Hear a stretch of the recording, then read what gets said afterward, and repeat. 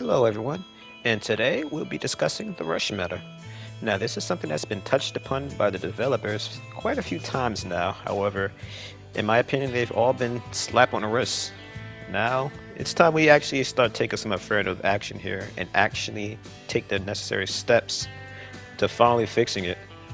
Now, for those of you who do not know, the rush meta is when victims pretty much just throw stuff completely out the window and just, well, as the name implies, rush upstairs so they can go and find themselves a way out. At its worst, victims can get out in under a minute. At its best, they get out slightly quicker from the basement than usual, and then they go and painstakingly try to find themselves a way out. And depending on how fast they get out, all or at all, depends on the family members they're playing against. Now, some of the issues I find with the rush meta is the fact that victims can get out of their restraints way too quick. The way the game works now, victims will be out and moving around the basement before any of the family members can go and attempt to set up upstairs, or for Leatherface to even try to stop them from even getting up at all. I think that there needs to be several fixes to the restraints that I will get into later to, I'd say, give them a bit more of a fairer head start, but not so big of a head start that they already will have a basement door open before the family members have control of their characters. Another thing about the rush meta is just how fast they can get an exit gate open when they do finally make it upstairs. There are several culprits to this, mainly the fuse box that again will address later, but again I just wanted to start this off by listing the problems before I start going into some solutions. Uh, and another thing I'll say is going to be stats. Right now, everybody has the ability to level up the characters through attribute points, which augments their stats. So by default, Connie and Danny are the best people to unlock a door. So when we had the technical test and of course the game's release, Connie was the main issue we had to worry about. As long as Connie's gone, no one's getting a door open as long as the family member is patrolling properly to prevent the others from following suit. But now that you can augment everyone's points, even Anna, who has by far the worst proficiency out of everyone, which is only augmented by her stealth, when you put enough points into her, especially with the highly skilled perk on, which gives you up to 7 points to work with, it's nothing to get her to a level 50 proficiency, even better than Connie, unless Connie, of course, puts the 15 or less points in their proficiency to, or Dane, I should say, to get that up to 50 at its peak, where you can get something open in as little as 10 seconds, depending on your stealth is. So now that I addressed some of the key topics we're about to discuss, now we're going to go ahead and get into what needs to change to stop the rush meta from being such an issue. Now, before we get into that, I also wanted to discuss why I believe this is such an issue, and that is going to be queue times. Due to the fact that the victims have such an easy time on this game to the point they can easily escape without even having to communicate to each other, it makes family a pain because the family has to jump through hoops just to stop victims from getting out within a minute, whereas the victims, if the family members aren't on point, they can get away with murder, basically, when it comes to getting out in this game. So, in the background, I, of course, have some clips playing that kind of showcase just how easy it is for victims to get out in most situations. And these are all situations that I feel like should be addressed because, sure, the family members should be on point when it comes to stopping this stuff, but just the sheer ability for the victims to be able to get out so easily is an issue all on its own that needs to be addressed by Sumo Gun themselves. So, one point I'm going to get into right now on how we should fix this is the restraints. As I mentioned before, our victims can get out of the restraints way too quickly. Forget stats and all that help you get out even faster. There's just no penalty to you just mashing the button to escape your restraints right away to getting out. There needs to be a penalty to this. My suggestion to that is making the restraints minigame much like the hitchhiker bear trap minigame, where if you get, well, okay, let's rephrase this. When the victims start off in the game, in the restraints, if they choose to quickly mash their way out the restraints, much like getting caught in a bear trap, if you reach the noise threshold, it should stop your progress and do some damage to you. Not much, just enough damage to kind of discourage the victims from continuing to mash once they get the ability to do so again. This, of course, would slow down the victims, and although mashing would still be the quickest way to get out, it will slow down their pace a little bit. So not only will they still broadcast their locations when they reach threshold, they'll get hurt. And this will kind of, again, slow them down, discourage them from rushing out the restraint so quickly. Whereas holding the button down to get out, that needs a buff. Right now, it takes so long for you to hold to get out, it's not worth doing. Because sure, you make no noise doing it, but it takes so long. You have a chance of the family members finding you down there, well, Leatherface, let's be honest, while you're still upside down or what have you. So it should work similar to the way it does with tools. If you have high proficiency but lower stealth, if your goal is to get your tools quietly, holding with just about any stealth will result in you generally being able to grab those tools before your noise threshold gives you away. Granted, depending on how low your stealth is, you still probably have to pause here and there, but that's the quickest way to do it sneakily, whereas rushing will always be fastest but will always be the loudest. Getting out of the restraint should work in a similar fashion where if you hold down a button, it'll be quieter and it'll be faster than it is currently. So you won't be as discouraged from doing so if you want to make less noise. And again, you won't feel like you're being slowed down by doing so. At its core, everybody by default should be able to get out of their restraints quietly at the same time that the family members start to gain control. So just as they're getting up from the floor, the family members should be just not gaining control of their characters themselves. Then, of course, this is where we get into attributes. If you, let's say, were to be Julie with higher than average stealth, and then you start stalking into strength, you being able to get out their strengths faster due to your strength and quietly with your stealth will again give you a bit of a an advantage where you'd be able to get out of your restraints before the family can move. So that'd be more of an incentive to stock into some stealth, as without stealth, you'll never be able to get out of your restraints without there being any sort of negative penalty, as there would be now with this new system. So moving onwards, I think we've kind of covered the whole restraints thing at this point. Of course, I'm gonna end up saying it at the end of the video, but I'll say it now. Please feel free to comment on anything I discuss, starting from the restraints topic we're discussing now and onwards. But after you get to your restraints, obviously now the next thing to do is grab some tools and get out. Bone shards are fine. I don't feel like I need to discuss bone shards at all.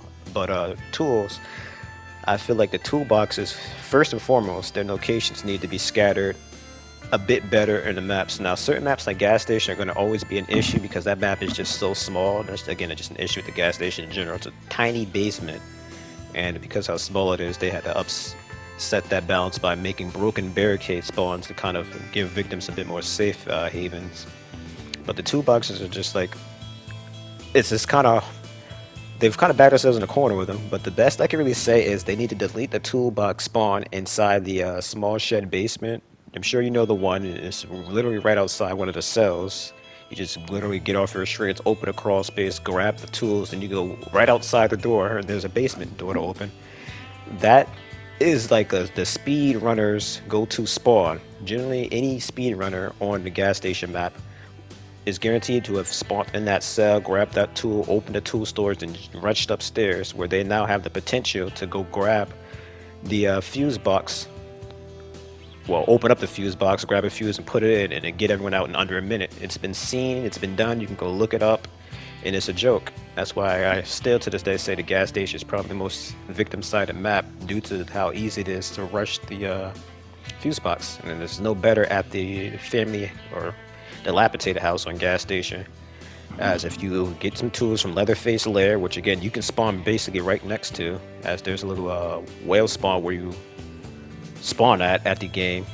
You can go ahead and run over to Leatherface Lair, grab tools, go open up house basement, and then run upstairs and potentially find a fuse inside the house, and then you go and solve the fuse and get out. And again, with the house basement being an optimal way to get to the basement exit from the house, this is a double win from going up there. So And another thing that kind of needs to also be addressed, and this is kind of upsetting to me because they said they fixed this, but they actually didn't, and that's going to be the fuse box spawn location. They said they're going to look into those and make sure they don't spawn too close to the fuse box itself. Yet, there are still plenty of spawn points where the fuse will spawn literally right next to the fuse box, and again, that's on gas station especially. It's still an issue on, let's say, Slaughterhouse as well, but that's like the underlying map I have to mention due to the fact that, again, it just opens up some cheesy escapes from victims due to that, and especially with Danny being in the game. Until they fix his instant temper, which I'm sure by the time the change like this would happen, he'd be fixed. You know, it leads to frustrating moments where, again, as long as stuff like this is possible, no one's going to want to play family, and that's going to increase queue times, because now you have the upset balance of, like, let's say there's a 3-to-1 ratio of victims to family. And couple that with the whole issues that the whole family and the family member dodges, it breaks the lobby. You know, you understand why this game is hemorrhaging players left and right here. So, besides moving the toolbox spots, I also would say that toolboxes in the basement should all start locked. So what this means is, no, you don't need to find an unlock tool to open a toolbox. That's nonsense. What they need to make it so is you have to kind of pry it open. Like, think of a rusted lock on a toolbox. You kind of have to force that lock off by hand so you can go and access the tools inside. Now, this won't be anything special. It'll just be the same kind of interaction as grabbing unlocked tools. A bone shard stealth, of course, would affect it. But, shoot, honestly, we could probably be a bit more lenient on this one and maybe make it just not have a noise penalty at all. Just simply make it a interaction, kind of like opening up the fuse box, where you just have to hold it for a set amount of time. And unlike the fuse box where it take proficiency, I'd say this one would take strength, where depending on how high your strength is, you'd actually be able to open up the toolboxes faster. So let's say Leland, and this goes into teamwork as well, you'd want Leland to go and open up as many toolboxes as you can. So let's say Connie and Danny can go ahead and grab those tools, no problem, get started on the doors. While we're on the topic of strength too, by the way, strength needs to affect how fast the valve handle can be turned, and it needs to properly affect cross spaces. Right now they don't, so devs, if you're watching, yeah, you might want to get on that, because it makes no sense. Proficiency does so much, yet strength does so little, to the point Leland is allowed to be able to have a default 40 strength because it's such a low impact stat. Why not have him 40 while the more impactful stats are just 35 for each perspective character that is the best at that said stat. But going forward, I believe that with the combined changes of survivors, or victims rather, taking longer to get out of restraints and not being able to grab tools so quickly and efficiently, this will give Leatherface some actual time to be able to pressure victims in the basement, stop them from going up so easy, as well as prevent them from getting out of the basement, or at least having a way open before the family members can even get into the house in certain situations. And that's another thing, I gotta address family members as well. There needs to be some reworks on spawns. When the game originally was being in the test, the technical test, it made sense for the family members to be scattered out all over the maps, because you needed to have turned on the generator and battery yourselves to stop victims from getting out easily. Now that that's not a thing, everything starts locked and turned on and what have you. The spawns can be adjusted so the family members spawn a bit closer into the map. This is especially the case of Family House, where Johnny and Sissy spawn so far away from the house. I had a game, I wish I recorded, I wasn't thinking, where I was Julie. I managed to open up one of the doors, I believe it was from Lair, and then I went to go jump out the window because I had stunt double on. And just before I turned the corner to jump the window, Sissy's just now coming inside the house from the front door. And then Johnny, I don't know why he was so slow, he was still outside in front of the front window. So I ended up slamming Sissy with the door as soon as she opened it. And honestly, I wasn't thinking I should just open the door back up and ran outside, but I went to go jump out the window, and then Johnny's sitting out there. It took them so long to get inside the house, me speed running. I was getting ready to get out the house before they could even get in. So their spawns need to be closer. Johnny can spawn in the back garden, and Sissy, she could spawn Not quite where hitchhikers spawn, but I'd say around she should spawn around where the pressure valve is. So she still have a bit of a travel time to get inside the house, but it's not going to be nearly as long as, let's say, uh, Sissy spawned at Slaughterhouse, where she spawns at the battery. Again, I don't want to sit here and turn to where they should spawn video, but I'm just giving an example. Sissy could again spawn a bit closer and towards the like sliding door in Slaughterhouse, so that still give her the chance to go grab blood, because I'm sure some people enjoy her far out spawn just because she could go grab blood from a few areas here and there. But with you not needing to turn on battery or whatnot, they don't need to spawn so far away from everything. Now, moving on, the exit itself. I originally was going to suggest making all the doors in the basement be harder to unlock for victims. Like, let's say they have a default no one escapes hell added onto them. But I think that'd be a bit cruel with all these new changes, as it'd be hell getting out of the basement to the point that a lot more Connies will end up dying first in the basement by Leatherface. So instead of doing something so harsh, I instead suggest making the final exits, like let's say the two gates that lead to the compound where the generator is on gas station, those should be harder to unlock. Again, having the no one escapes hell default attached to them. And before anyone says it, Connie, of course, is going to need to receive a rework to her skill as well, since we're inevitably going to be adjusting the way Danny works, probably to the point that he's not going to have the ability to instantly do an objective like the generator or the pump, let's be honest, in literal seconds. Connie should receive a similar adjustment. I suggest for Connie's reworked ability, I'm not sure if they're going to go down the road of giving all victims as well like a unique, three unique level 3 perks, much like Danny has. But at the very least, Connie's ability, instead of instantly allowing her to unpick a door, it should instead make it so her lockpick will not break during the minigame interaction with the doors while her ability is active. We could maybe even balance it out, so as long as she has that debuff of not being able to get a proximity warning from the family or the standard generation, she maybe would have like the basically unbreakable locks. But then maybe that's too much. I'm not sure. That's why again I suggest maybe having multiple level 3 perks or something. Or I mean, she probably need an adjustment in some of her level 3s as well. So right now, no, her only unique one is not losing stamina when she activates her ability, but I'd feel like with her having a breakable locks, lock picks or whatever. And when I say that, first and foremost, I don't mean they won't be consumed after she unlocks the door. I just mean you don't have to worry about the noise bar, the left of the mini game, where if you reach that threshold, it'll break. Instead, again, she could just basically keep tapping. So depending on how high her proficiency is, would be how fast she unlock the door. But again, this will make it so she'd still need to move the pick around as well while she's unlocking. It's not just you just mash the button and it just instantly opens. She's gonna have to still fiddle around and what have you. So I think that would be a bit more fair and will lead to less situations where Connie would instantly pick a door in front of you and you can't do anything but sit here and let her, basically. So with that being addressed, again, Connie still be a threat, but she's not going to be, you know, that tunnel her or we're going to lose character that she is now, along with Danny. So I believe these changes would definitely be a big help in countering the meta.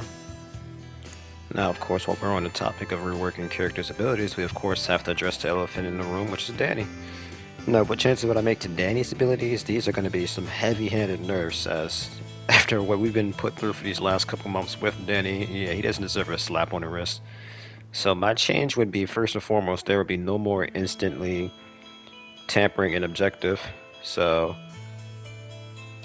as you know, currently, when you get up to a toolbox, lamp, TVs, radios, or the objectives themselves, Danny can investigate them, which will gain him knowledge. Knowledge would not affect how fast Danny can solve the minigame. Instead, all knowledge would do is affect how long an objective would be tampered. So, let's say you came over to the generator with 50 knowledge. Every quarter of your ability bar would equal 30 seconds. So again, with me coming to the generator as Danny with 50 knowledge, once I complete the mini game, which again you have to do now, you have to do every part of the mini game to tamper it. There's no adding knowledge to help with the mini game. No, knowledge would only make it so I'd get an additional, again, at me having 50 knowledge coming to it, minute to tampering the generator. So after I complete the mini game and apply my knowledge to it, the generator would be tampered for about a minute and a half, because I believe it'd be powered off by default by about 30 seconds or so. So moving on to another example, if we were to get to the battery with full knowledge, once we do the mini game, apply our knowledge to the battery, now the battery is going to be off for around 3 minutes. So this will make you not only have an incentive to actually get a full bar of knowledge, because currently all you need is around 60, maybe 65 knowledge to instantly tamper an objective.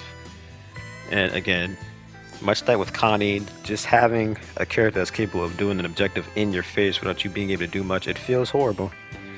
That's one of the reasons why I suggested, again, having a default no one escapes hell to all the doors that lead to an exit.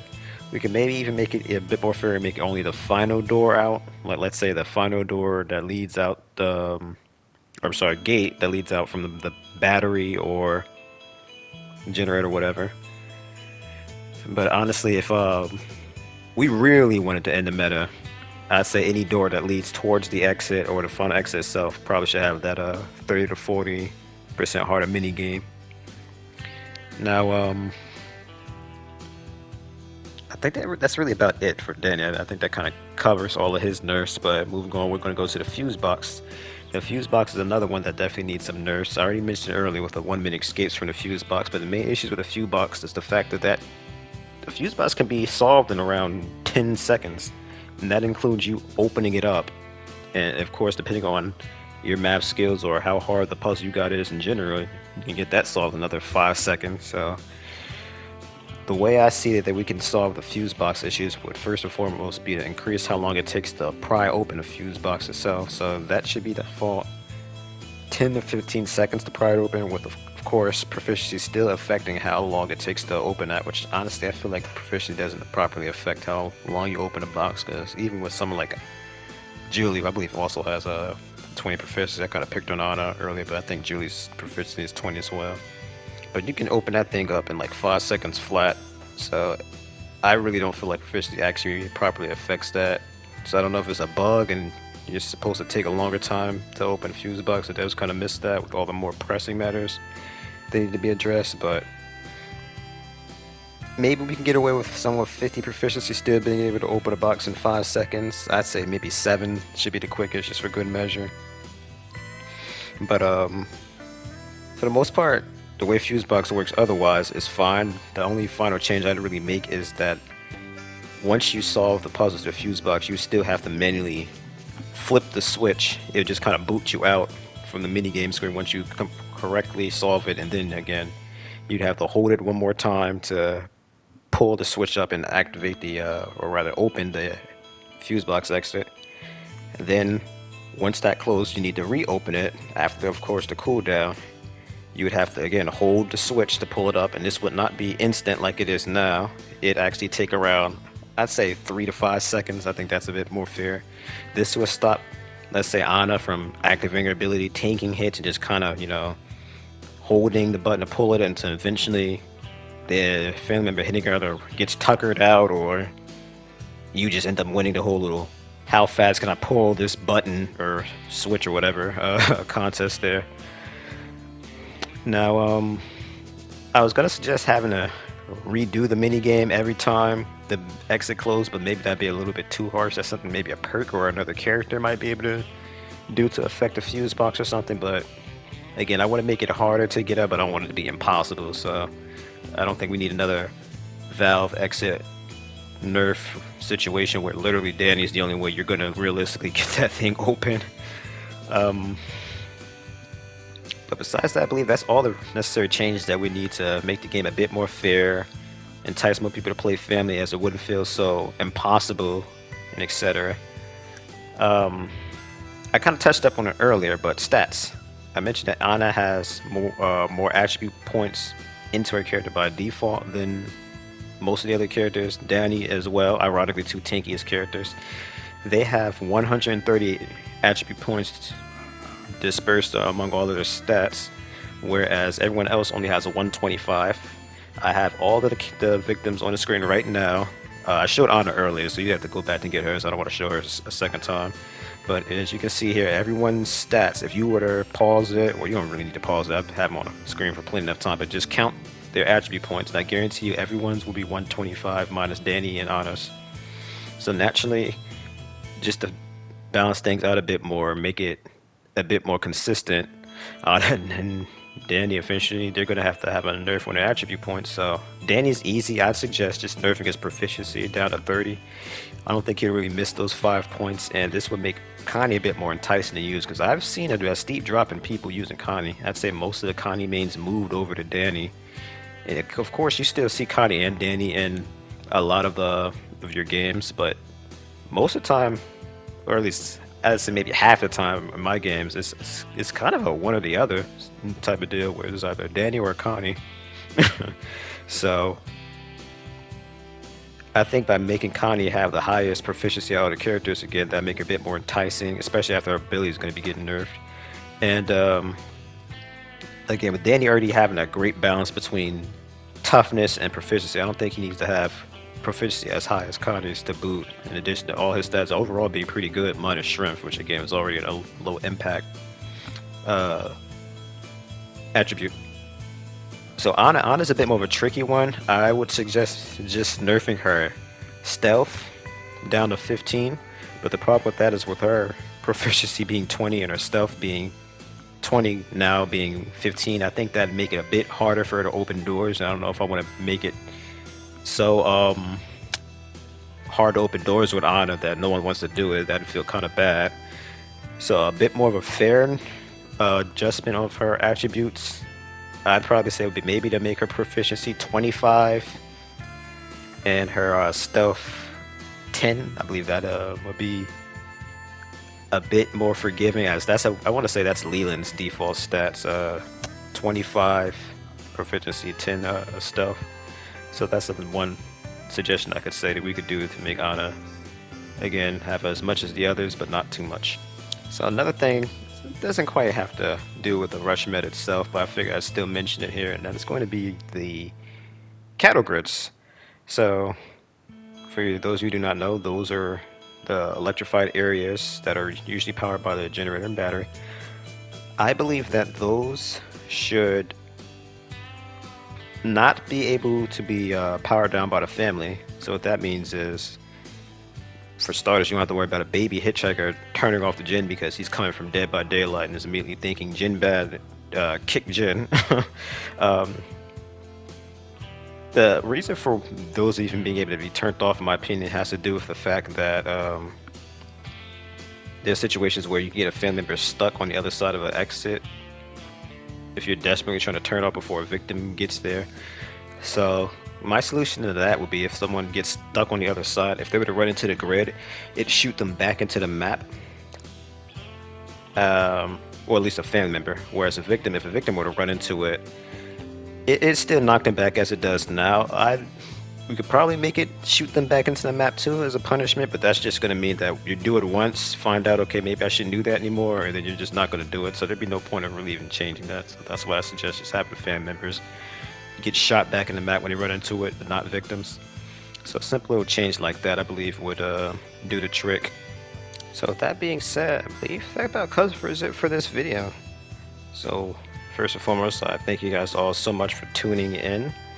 I already said my spiel earlier on, so I'm not going to throw it in here, but I really hope you guys enjoyed this video as much as I did in making it, and stay tuned for my next video, which will be talking about a couple of victims that I believe need a little bit of love to make them as enticing to play as the rest of the cast. Thank you all so much for watching. Like and subscribe. Stay tuned for my next video.